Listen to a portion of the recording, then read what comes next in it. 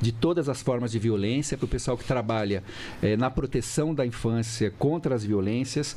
Nós temos uma categoria de promoção dos direitos da criança e do adolescente, que aí engloba todas as ações, por exemplo, de contraturno escolar, escolinhas de futebol, acesso à cultura, esporte, lazer.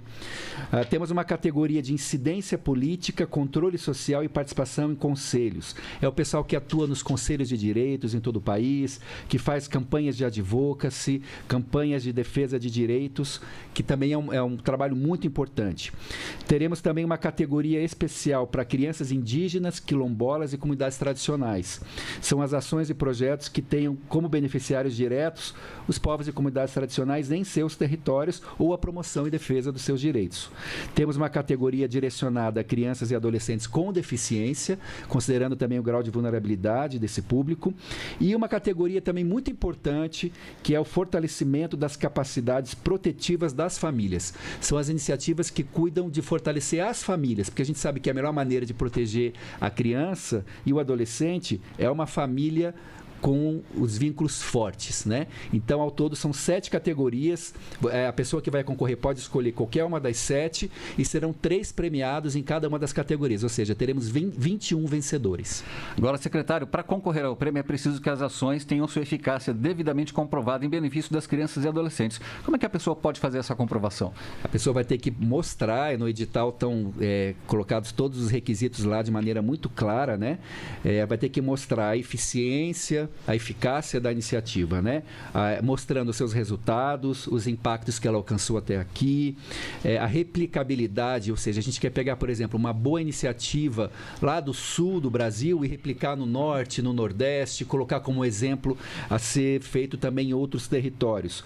Vai ter que mostrar a intersetorialidade, ou seja, vai trabalhar com atores de outras áreas, saúde, educação, porque a política da criança se faz com essa intersetorialidade, né? E alguns pontos vão dar notas a mais, vamos dizer assim, né? Por exemplo, o protagonismo da criança e do adolescente. Se elas são participantes nas decisões, né, no desenho da iniciativa, isso vai contar alguns pontinhos a mais também para a premiação. Então, são vários pontos, né, que estão lá muito claros no edital e, lógico, tudo muito alinhado com a política da criança e do adolescente, com a garantia de direitos que consta no nosso Estatuto da Criança e do Adolescente e na própria Constituição. E, secretário, as inscrições abrem agora na quinta-feira. Onde é que as pessoas podem se inscrever e quais são os outros prazos para análise dos projetos e premiação? Você pode pegar todas as informações do edital no site do MDH, né, do Ministério da Mulher, da Família e dos Direitos Humanos. É bem fácil de encontrar. Lá vai explicar direitinho o e-mail para onde os concorrentes vão ter que mandar todas as informações que estão no edital. A gente vai pedir uma breve descrição da atividade, vai ter que mostrar os impactos, porque afinal de contas tem que ter pelo menos um ano, né, de iniciativa, a não ser na categoria de emergência, e mandar para o e-mail melhorespraticas.premio@mdh.gov.br, mas está tudo muito claro lá no edital, é só acessar o site do Ministério. Você acompanhou aí ao vivo, portanto, a entrevista do secretário nacional dos Direitos da Criança e do Adolescente, o Maurício Cunha. Ele falou sobre o prêmio Brasil Amigo da Criança. As inscrições começam já depois de amanhã. A íntegra dessa entrevista fica no site da Rede Nacional de Rádio e o endereço está aí na sua tela. Daqui a pouco você vai ver. Um avião bimotor cai numa área de mata, explode e tira a vida de 7 pessoas em Piracicaba, no interior de São Paulo.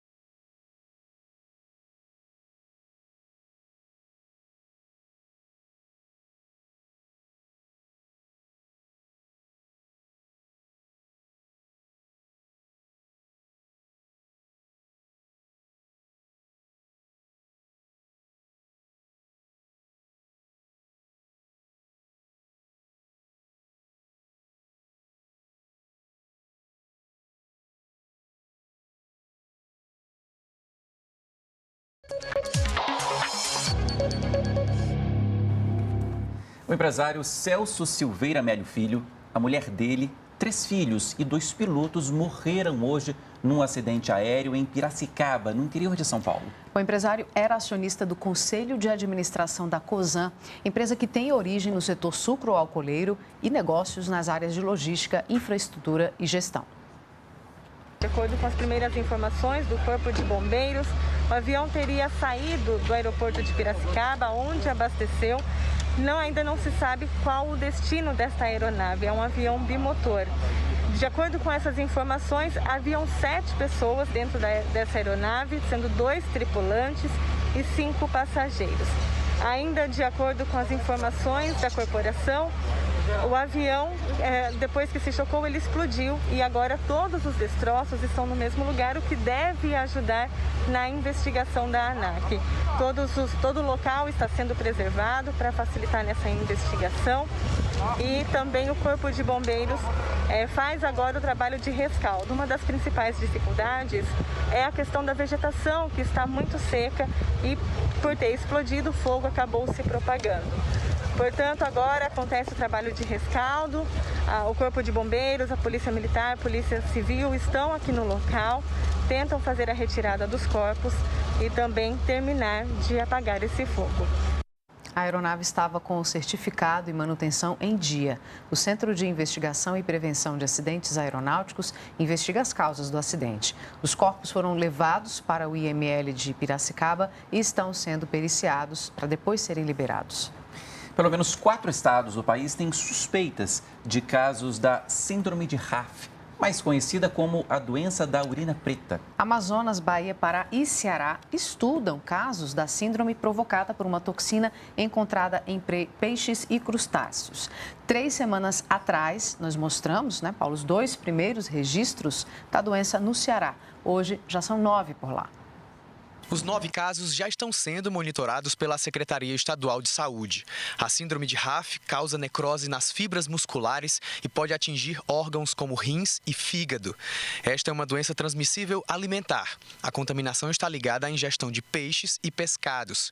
Aqui no Ceará, a espécie em comum com os casos notificados é arabaiana. Importante nesse momento as pessoas estarem atentas às condições de armazenamento dos peixes. Os crustáceos, os peixes, devem estar acondicionados sobre refrigeração entre menos 2 graus e 8 graus. Acima disso fica um pouco prejudicado e abaixo disso também não é muito bom porque aí a gente perde um pouco dos nutrientes do pescado. O armazenamento é só uma possibilidade de contaminação pela síndrome de RAF, mas acredita-se também que esse problema pode ser muito maior, esteja no ecossistema marítimo. Enquanto ainda não há respostas muito concretas, o que se pede é que as pessoas tenham cautela na hora de consumir peixes e crustáceos, comprar sempre de lugares confiáveis e hidratação. Esse é o melhor tratamento para a doença da urina preta. Como nossa alimentação aqui no Ceará é rica em peixes e crustáceos, que inclusive são ricos em diversos nutrientes e vitaminas, a recomendação é tomar mais cuidados. Afinal, diferente das bactérias e vírus, as toxinas não são eliminadas no cozimento dos alimentos. Toxina não é um ser, então ela não tem como morrer. Então, o que vai acontecer? Se você condicionar bem, você pode, tá consumindo uma pequena quantidade, se você fizer todos esses processos direitinho, e o nosso corpo, ele tem como detoxificar. Aqui em Brasília, o relatório final da CPI da Covid deve ser votado ainda este mês. Hoje, os senadores ouviram o advogado e empresário Marcos Tolentino da Silva. Veja agora como foi a sessão. O empresário e advogado Marcos Tolentino compareceu à CPI, mas garantiu na Justiça o direito de ficar em silêncio diante de questões que poderiam incriminá-lo. No depoimento, Tolentino negou ser sócio da empresa que teria oferecido uma carta-fiança como garantia no contrato entre a Precisa Medicamentos e o Ministério da Saúde para a aquisição da Covaxin, a vacina indiana que acabou não tendo a compra realizada pelo governo. Sobre a minha participação no quadro societário do FIB. Eu, Marcos Tolentino, afirmo que não possuo qualquer participação na sociedade. Ele também negou ligação com as empresas acionistas da FIBBank, a MB Guaçu e a Pico Juazeiro. Mas, para o relator Renan Calheiros, Tolentino seria o proprietário de todas elas. Não há nenhuma dúvida, absolutamente nenhuma dúvida, porque restam comprovações óbvias de que o verdadeiro dono dessas empresas é Vossa Excelência. Aos senadores, o advogado disse que é amigo do deputado e líder do governo Ricardo Barros e que não participou das negociações da Precisa com o Ministério da Saúde para a aquisição da Covaxin. No período da sua ocorrência, me encontrava internado na UTI, que as fotos, internado na UTI, no Hospital Sírio-Libanês, que onde salvou, em São Paulo, em função de um severo quadro de Covid-19, onde eu contraí no final de janeiro. Eu gostaria de... Permaneci, fui entubado, fui estubado, fiquei 62, quase 90 dias lá, que impossibilitaria qualquer participação, interferência no ato ou acontecimento correspondente à compra ou negociação da vacina Covaxin. No Brasil todo, segundo o Conselho, que reúne os secretários estaduais de saúde, 587.797 pessoas morreram por causa da Covid-19. Até aqui foram 731 registros de morte só nas últimas 24 horas. Além disso, são 21 milhões de casos confirmados até aqui, 13 mil também nas últimas 24 horas. Em contrapartida, segundo os dados mais atuais do Ministério da Saúde, 20.076.733 pessoas que tiveram a Covid, que tiveram a doença, se recuperaram dela. E a gente mostra agora como está a vacinação pelo país num recorte por estados.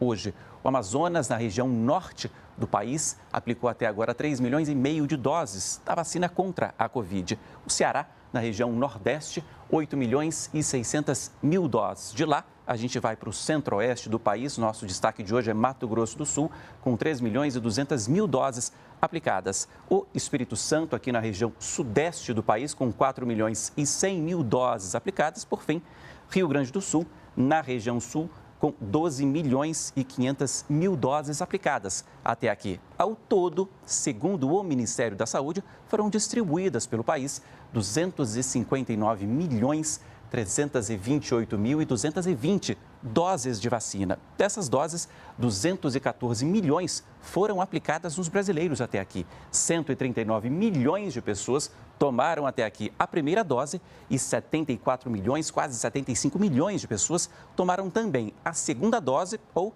a vacina de dose única.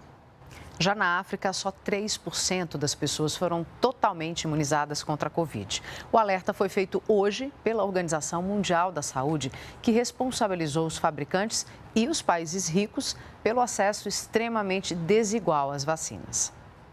O diretor-geral da OMS, Tedros Adhanom, disse que a baixa vacinação do continente não tem a ver com a falta de capacidade ou experiência dos países na aplicação do imunizante, mas que a África foi deixada para trás pelo resto do mundo e que essa situação fará com que o vírus com Covaxin, que destina doses para países mais pobres. A África tinha a meta de vacinar entre 60% e 70% da população contra a Covid-19, mas até agora apenas 2 países do continente atingiram a meta de 40% de vacinados. O continente passa pela terceira onda da doença, com o número de casos e mortes batendo recordes nas últimas semanas. Até agora, foram quase 8 milhões de casos registrados e mais de 201 mil mortes. Aqui no Brasil, a pandemia fez com que as pessoas ficassem mais tempo em casa. As aulas online viraram regra e não mais exceção por um bom tempo. Navegar na internet, interagir pelas redes sociais e se divertir com jogos online também tiveram alta, assim como a preocupação com a segurança digital de crianças e adolescentes. E para evitar problemas, especialistas no assunto lembram que a saída é acompanhar de perto essa rotina. Com as aulas online, o tempo que Beatriz passa na frente de telas aumentou muito na pandemia.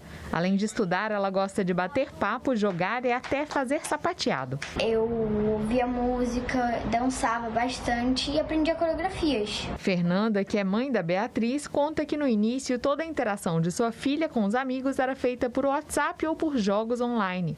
O sinal de alerta foi quando ela se deu conta que a menina passava o celular para todo mundo que pedia e estava em grupos com pessoas estranhas. Eu tomei um susto, porque eu tinha falado para ela que ela não podia dar o celular dela, mas ela falou que era amiga dela do aplicativo. Eu falei, não, minha filha, não é sua amiga, você não conhece pessoalmente. Amigo é quem a gente conhece pessoalmente, é quem a mamãe conhece, pai é mãe, e não esses amigos de internet. Com a educação remota, cresceu a preocupação com segurança digital de crianças e adolescentes. Os pais lidam desde cedo com os perigos da rede, como golpes, notícias falsas e cyberbullying. Cabe ainda esse olhar de aonde o meu filho está buscando informações, essas informações são seguras, essas informações são coerentes, tem informações falsas no meio, ele está usando sites que são seguros, né, que tem aquele cadeadinho ou que são notadamente reconhecidos. Então, tendo esses pequenos cuidados, dá para trabalhar o principal da segurança em relação aos filhos. Economia agora. O setor de serviços teve alta de 1,1% em julho deste ano, isso na comparação com o mesmo mês anterior, junho. Foi o quarto aumento consecutivo do índice e o maior patamar dos últimos 5 anos e meio, desde março de 2016. Esses dados foram divulgados hoje pelo IBGE. E quem avalia essa alta para a gente é o nosso comentarista de política e economia, Ricardo Caldas. Boa noite, professor. O setor de serviços aí é o motor do nosso PIB, né? O principal elemento ali do nosso PIB, mas foi também o que mais sofreu ao longo dessa pandemia, né? O que essa nova alta mostra para a gente? Boa noite, Paulo. Boa noite a todos que estão nos assistindo. Você lembrou muito bem, o setor de serviços foi o que mais sofreu no ano passado com a pandemia, inclusive foi a maior queda. A queda do PIB no Brasil, ano passado, foi em torno de 4,1%, mas o setor de serviços foi muito mais do que isso, foi 4,5%. Agora que nós estamos vendo nesse ano e com esse resultado específico desse mês, que tem vários fatores, mas é uma reversão desse resultado. Então, com o avanço da pandemia, com o avanço da vacinação, com o avanço da confiança, né, das pessoas, as pessoas começaram a sair mais e, inclusive, um dos itens que mais cresceu nesse mês de julho, que teve esse resultado de 1%, né, foi 0,4% no primeiro trimestre, 0,7% no segundo, foi justamente o setor de atendimento, de prestação de serviços às famílias, que elas deixaram de fazer isso, como restaurantes, hotéis, cabeleireiros, salões, e agora já estão com coragem para ir, e agora esse é o setor que justamente está puxando o crescimento. Agora, consequência da vacinação, como você falou, então já que a vacinação tem andado mais, você espera que esse cenário melhore ou a gente pode voltar para o que a gente já vinha sofrendo? Veja bem, na verdade o que está acontecendo no setor de serviços é que ele já, vamos dizer assim, esse sucesso já chegou. Se você olhar o que aconteceu concretamente no setor de serviços nos últimos 6 meses, nós temos um crescimento, os últimos 7 meses, né, temos um crescimento acumulado só esse ano, Paulo, de 10,7%. É disparado o setor que mais cresceu. E o acumulado de 12 meses, 12,9%, e esse setor também cresceu quase 20% a mais do que o mesmo mês no ano passado. Ou seja, o setor de serviços está muito bem, obrigado, manda lembranças. Agora, é claro que os outros setores também têm que ir bem, né? E aí é claro, uma grande interrogação que se coloca na nossa frente é a questão da crise hídrica, né? Então, a falta de água pode prejudicar a indústria e, com isso, pode acabar havendo um rebatimento nos demais. Mas o setor de serviços e o comércio, né, que eu sempre falo que são irmãos siameses, né? O comércio representa em torno de 1/3 do setor de serviços, estão indo muito bem. Lembrando aquilo que você falou no início, que é muito importante, o setor de serviços responde por cerca de 2/3 do PIB e 2/3 da mão de obra empregada no país, ou seja, mais de 60 milhões de pessoas hoje trabalham no setor de serviços, aí incluído também o setor de comércio. Ok, professor, por hoje é só amanhã. Eu te espero para a gente falar mais aqui sobre política e economia. Obrigado. Até amanhã.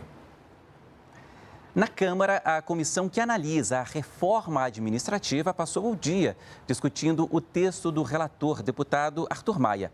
A expectativa é votar a proposta de mudanças no serviço público ainda esta semana. A estabilidade do servidor público é um dos pontos que mais divide opiniões. E a gente preparou uma reportagem que traz os detalhes desse e também de outros trechos da proposta. Veja aí. O relator, deputado Arthur Maia, apresentou o relatório no início do mês. Ele acolheu totalmente 7 emendas e parcialmente 20 em relação à proposta de emenda à Constituição encaminhada pelo governo no ano passado. O texto do relator mantém a estabilidade para os servidores admitidos antes da reforma. Os novos devem passar por 6 avaliações semestrais de desempenho. Além disso, o texto retirou da PEC original o vínculo de experiência, mantendo o atual sistema de estágio probatório. O desligamento somente seria possível para servidores que ocuparem cargos obsoletos ou em casos de desempenho insatisfatório. A estabilidade dos servidores públicos, tal como vigora no texto, constitui mesmo, como defendem inúmeros palestrantes no debate sobre o tema, e eu acrescento agora, e vários dos parlamentares, um instrumento em defesa em favor dos cidadãos e não em prol dos servidores. A proposta do relator também especifica atividades que não podem ser terceirizadas, como segurança pública e diplomacia, e mantém a retirada de aposentadoria compulsória como forma de punição, adicionais por tempo de serviço, aumentos retroativos e adicional por substituição. Isso só não valeria para membros do judiciário e militares. Segundo este especialista em direito administrativo, as mudanças melhoraram a proposta original. Se fez a sociedade acreditar que a estabilidade gerava ineficiência, quando, na verdade, a estabilidade gera independência e consequente eficiência. Então, a estabilidade, junto com o controle de eficiência e com a avaliação periódica efetiva, é o que a nova emenda se propõe e eu considero razoável. Já para a CONDECEF, Confederação dos Trabalhadores do Serviço Público Federal, a proposta deve aumentar tanto a privatização de educação, saúde e assistência social, entre outros, quanto as indicações políticas. Também na Câmara, o presidente da Petrobras, Joaquim Silva e Luna, ouviu questionamentos dos deputados, principalmente sobre o aumento no preço dos combustíveis e sobre a situação das usinas termoelétricas no país. Com a crise nos reservatórios de água, deputados cobraram um posicionamento sobre as termoelétricas. As movidas a gás natural fornecem 8% do total da energia do país, sendo 3% com capacidade instalada da Petrobras. Segundo Silva e Luna, a empresa triplicou a entrega de gás nos últimos 12 meses. Como é que a Petrobras vem agindo para ampliar a oferta de gás de termoelétrica nesse momento, nessa conjuntura em que estamos vivendo? Fez a ampliação da capacidade do terminal de Ginelli do Rio de Janeiro, passando de 20 para 30 milhões de metros cúbicos por dia, ou seja, mais de 50% da sua capacidade. Fez um posicionamento fixo de navios de gás, de regás, no Rio de Janeiro e na Bahia, maximizando a oferta de gás, passando de 37 para 44 milhões de metros cúbicos. Os deputados também questionaram o preço alto da gasolina, que passa de R$ 7,00 o litro em algumas cidades. O presidente da Petrobras disse que cerca de R$ 2,00 desse valor são cobrados pela empresa. O recurso é utilizado para investimentos, além de pagamento de juros de dívidas e custos da mistura com etanol. Segundo Luna e Silva, os impostos, como o ICMS, provocam um efeito cascata e impactam toda a cadeia.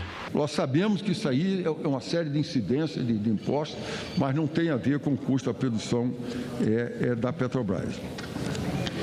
Ela não passa a volatilidade momentânea dos preços internacionais de petróleo. O estudo verifica se aquela mudança é estrutural ou se é conjuntural. Aquilo que é estrutural, a Petrobras absorve, verifica esses movimentos que acontecem. E procura entender o máximo possível essa lógica de mercado. Uma parceria firmada hoje entre o Ministério das Comunicações, a Fundação Banco do Brasil e o Sebrae deve ampliar a conexão pelo país. O acordo prevê a instalação de mais 1.000 pontos de internet banda larga via satélite. Distantes dos centros urbanos, para se chegar até muitas comunidades brasileiras, são necessárias horas e horas de barco. Nessas regiões, serviços importantes de acesso à comunicação, como a internet, pareciam impossíveis de se tornar realidade. O programa Wi-Fi Brasil do governo federal veio para levar banda larga para essas pessoas que vivem em vulnerabilidade social e que não são atendidas por prestadoras de serviço de internet. Com o projeto, pontos de acesso começaram a ser instalados em instituições públicas, como escolas, bibliotecas e também praças. O Wi-Fi Brasil já instalou mais de 14 mil pontos de internet no país, em 3 mil municípios brasileiros, 11 mil pontos só nas regiões Norte e Nordeste. O programa já beneficiou mais de 10 mil escolas e quase 500 aldeias indígenas. E mais 1.000 pontos pelo programa Wi-Fi Brasil serão instalados em todo o país. É o que prevê uma parceria firmada nesta terça-feira entre o Ministério das Comunicações, a Fundação Banco do Brasil e o Sebrae. A gente tem tudo para sair desse gap digital que nós temos e daqui a um ano fazer aqui um novo balanço, que a gente não terá mais nenhuma escola no Brasil sem internet, que a gente não terá mais nenhum posto de saúde sem internet, que a gente não terá mais nenhuma área de fronteira importante sem internet. E a gente está fazendo aqui um acordo de cooperação técnica que tem sido muito importante para nós. E depois disso, o presidente Jair Bolsonaro e também o ministro das Comunicações voltaram a falar sobre o leilão da internet 5G aqui no Brasil. Ontem, durante a análise da proposta final do edital do leilão, o conselheiro Moisés Moreira, da Agência Nacional de Telecomunicações, pediu mais tempo para avaliar os documentos. As crianças estudam com a internet, tem gente que ganha dinheiro com a internet e não podemos ter no Brasil, em pleno 2021, 40 milhões de brasileiros sem saber o que é a internet. Isso só será possível com o leilão do 5G. Por isso eu disse e repito, cada dia perdido do leilão é 100 milhões de reais a menos que o Brasil deixa de ganhar, fora as entregas que nós temos e fora essas pessoas que estão isoladas do mundo real, isoladas do mundo digital, isoladas da inclusão social. Por isso a importância que nós temos nesse assunto. Nós estaremos na vanguarda com o mundo nessa questão. 5G é progresso, é investimento, são negócios, é o nosso futuro.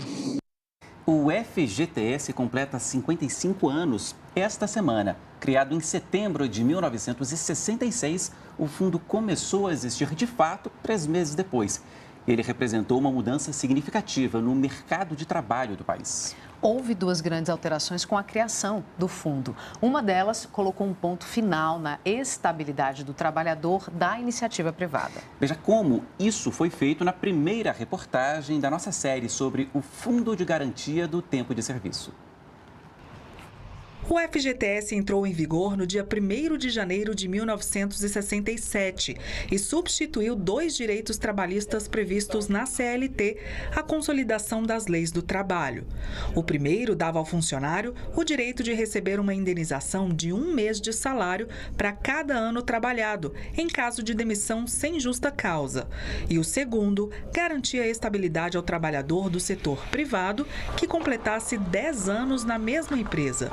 Com o FGTS, tudo isso acabou e os patrões passaram a depositar 8% do salário dos empregados todo mês em uma conta individual. Ele foi criado em 1966 para dar essa segurança aos trabalhadores, né, em função até das mudanças que estavam ocorrendo naquele momento na legislação, né, e virou o grande fundo, né, da América Latina. É o maior fundo da América Latina e um dos 8 maiores do mundo. Ao longo desses 55 anos de existência, o Fundo de Garantia do Tempo de Serviço passou por uma série de mudanças.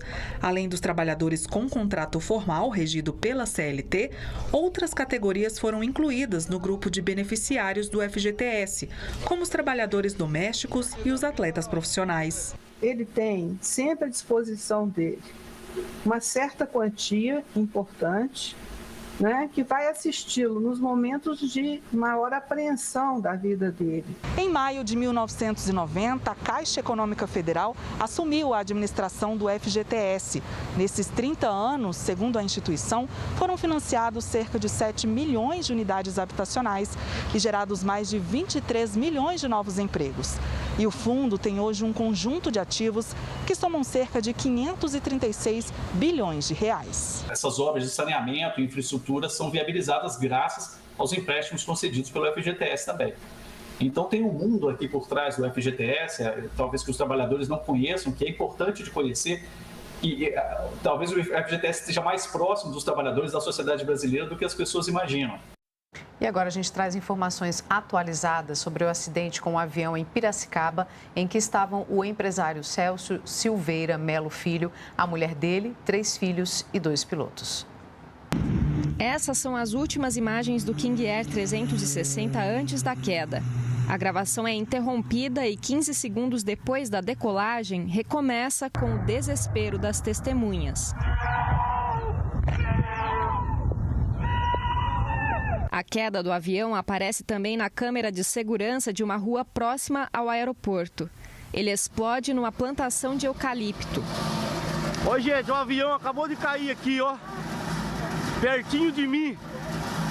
Misericórdia. Acabou de cair o avião aqui, ó. Meu Deus do céu! Brigadistas do Corpo de Bombeiros e enviados de uma fábrica de automóveis da região foram acionados, além de ambulâncias. Mas ninguém sobreviveu à queda da aeronave. Além do empresário, estavam no avião Maria Luísa Meneghel e os 3 filhos, Celso, Fernando e Camila, além do piloto Celso Elias Carlone e o copiloto Giovanni Gulo. Logo aqui já impactou contra o barranco. O nosso trabalho agora é de preservar, o máximo possível as evidências do local. O combate ao incêndio, diferente do que é feito da forma tradicional, onde a gente faz o rescaldo, mexendo, os destroços, aqui a gente tem tentado mexer o mínimo para preservar todas e qualquer evidências que possam ser usadas para a determinação das causas do acidente. Bom, estiveram hoje aqui com a gente as intérpretes de Libras, a língua brasileira de sinais, a Leide Mendes e também a Neide Lins. O Repórter Brasil fica por aqui. Você pode rever as reportagens de hoje nas nossas redes sociais. Eu deixo aqui para você uma ótima noite. A gente volta amanhã. E a gente encerra esta edição com imagens de Imperatriz, no Maranhão. Obrigado pela companhia, boa noite e até amanhã. Tchau.